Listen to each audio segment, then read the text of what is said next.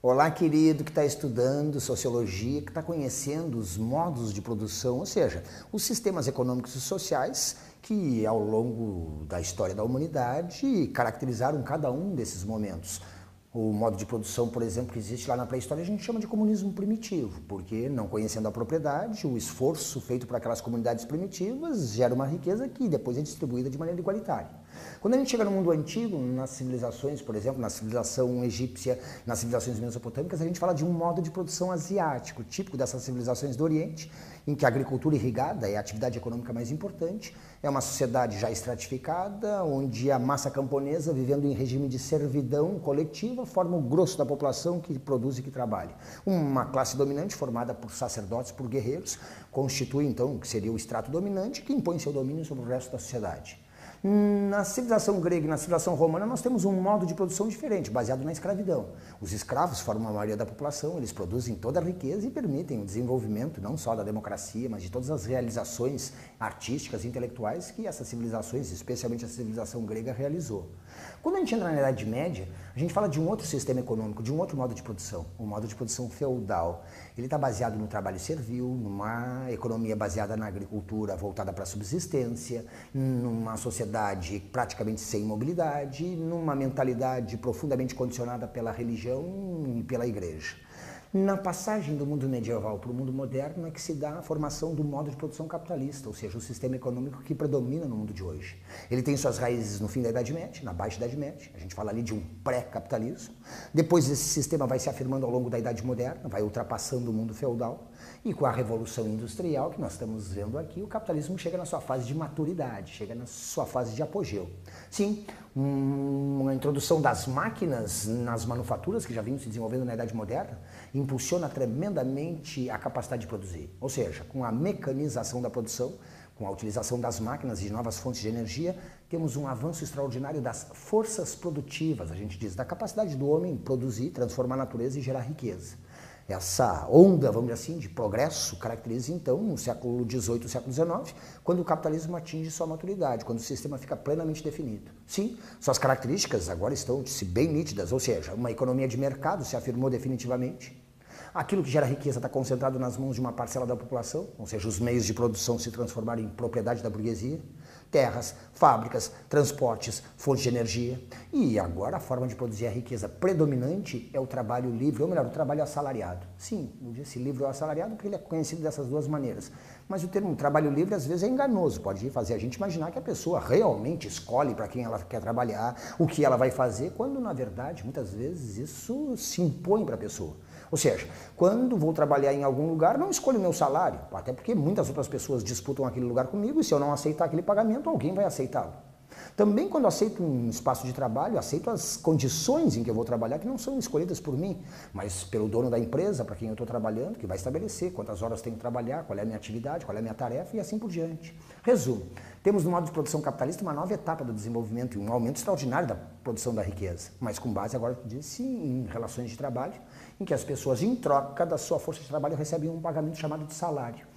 Propriedade privada dos meios de produção, trabalho assalariado, economia de mercado. Olha os três elementos que combinados formam o capitalismo. E eles se completam, se consolidam a partir da era industrial.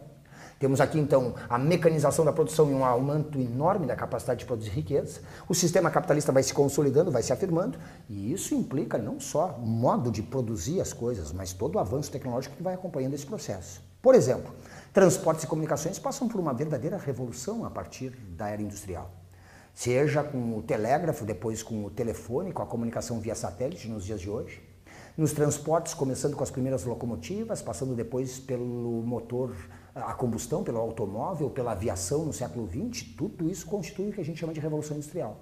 Observe então que o termo não se refere exclusivamente à produção numa fábrica, o termo está se referindo à mecanização de toda a atividade produtiva. Por exemplo, na agricultura, se a gente está falando de agricultura, não estamos falando de indústria, mas estamos falando de revolução industrial, porque tratores, semeadeiras, colheitadeiras, a mecanização da produção agrícola, o uso de defensivos, de adubos, a seleção, por exemplo, de sementes, ou seja, o processo de modificação genética que está se dando nos dias de hoje, tudo isso faz parte desse conceito que a gente chama de revolução industrial.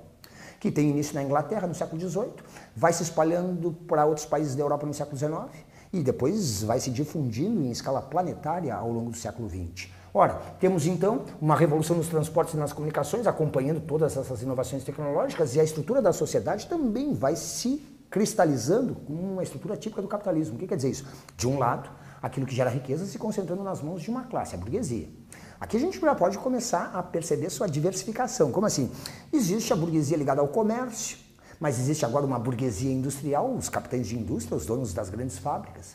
Um capitalista financeiro, ou seja, o banqueiro, aquele que concentra a riqueza, a moeda em suas mãos, que financia a instalação de empresas. Enfim, temos agora uma burguesia que vai se diversificando.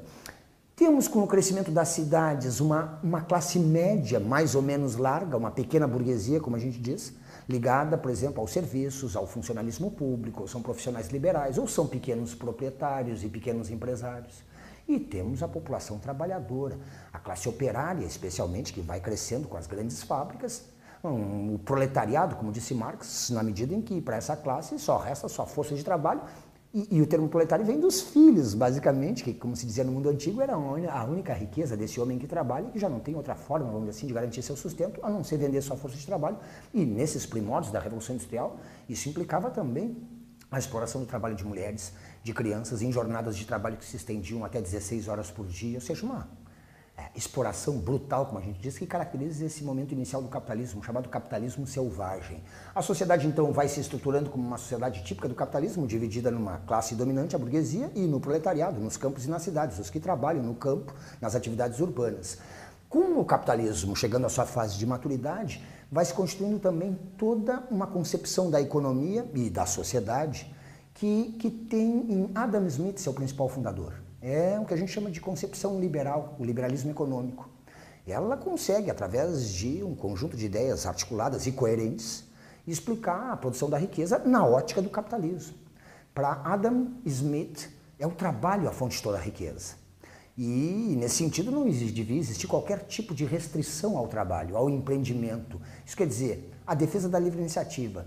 Cada um tem o direito de produzir o que quiser e não devem existir limitações ou regulamentações estatais, intervenção do Estado na economia ou práticas protecionistas.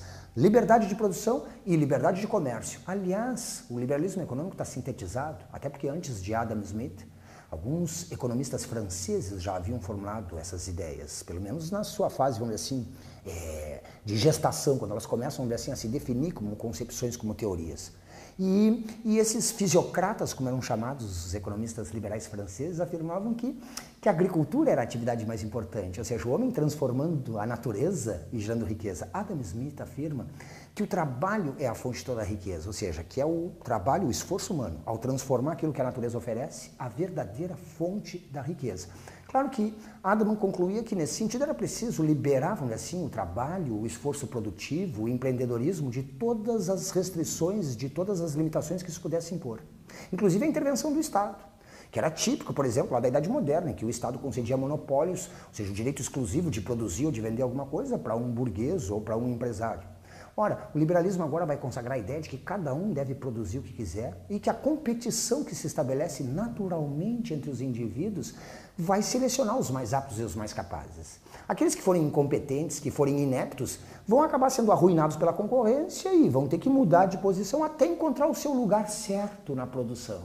Aqueles que são bem-sucedidos, que são mais eficientes e competentes, acabam se afirmando e levando o sistema econômico e toda a sociedade a um nível de desenvolvimento mais avançado.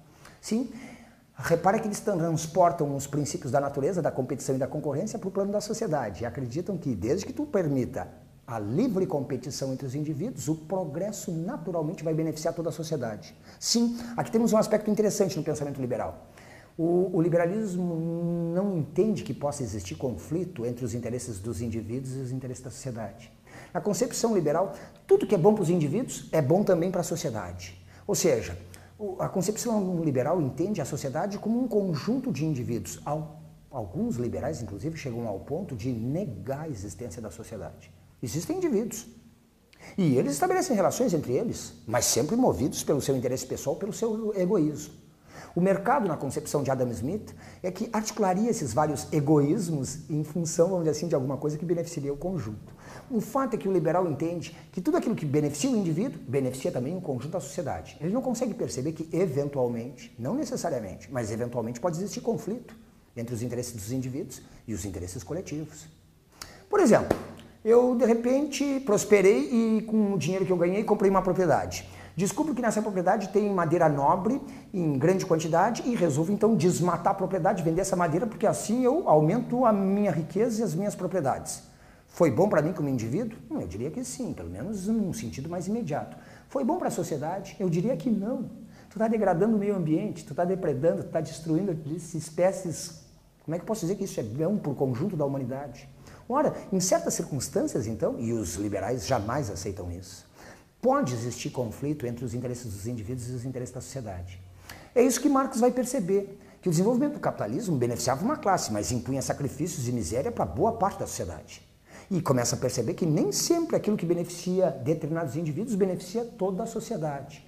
Propõe então reorganizar as coisas, de modo que a sociedade possa se desenvolver no sentido de que cada indivíduo poder desenvolver seus interesses, suas possibilidades e suas potencialidades, mas nunca deixando que isso entre em conflito com os interesses coletivos. Em outras palavras, temos o direito a buscar nossa felicidade, nossa realização pessoal, nossa prosperidade, mas sempre dentro de uma consciência de que isso faz parte de um todo, em que outros seres humanos também têm esse direito. E que aquilo que eu faço tem que ser importante não só para mim, mas também para o conjunto dos seres humanos com os quais eu convivo.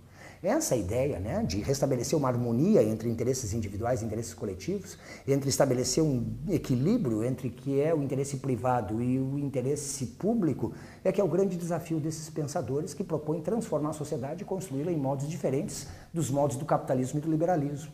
De qualquer jeito, com a era industrial, o capitalismo e a época do liberalismo estão se afirmando e se tornam predominantes, hegemônicos, a gente diz, dentro do mundo do século XIX.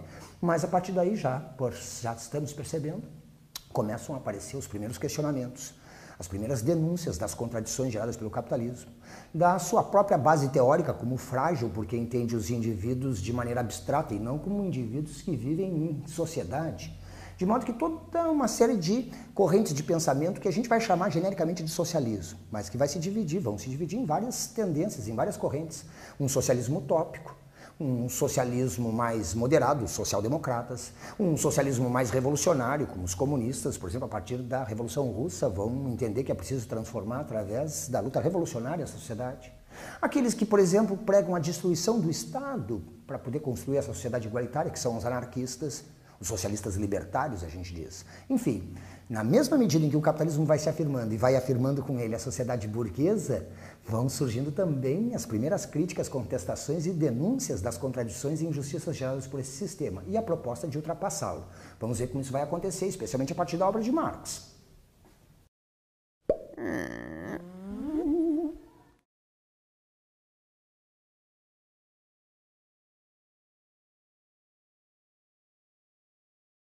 Propriedade, o esforço feito por aquelas comunidades primitivas gera uma riqueza que depois é distribuída de maneira igualitária.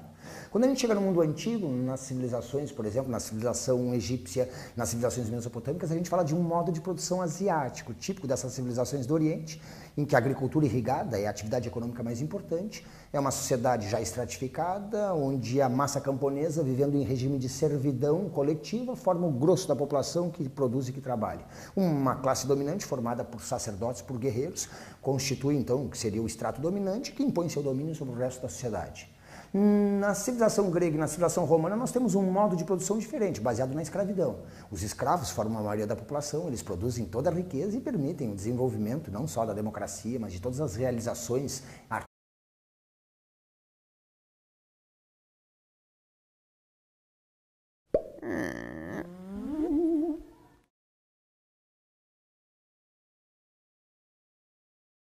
Olá, querido, que está estudando sociologia, que está conhecendo os modos de produção, ou seja, os sistemas econômicos e sociais que, ao longo da história da humanidade, caracterizaram cada um desses momentos.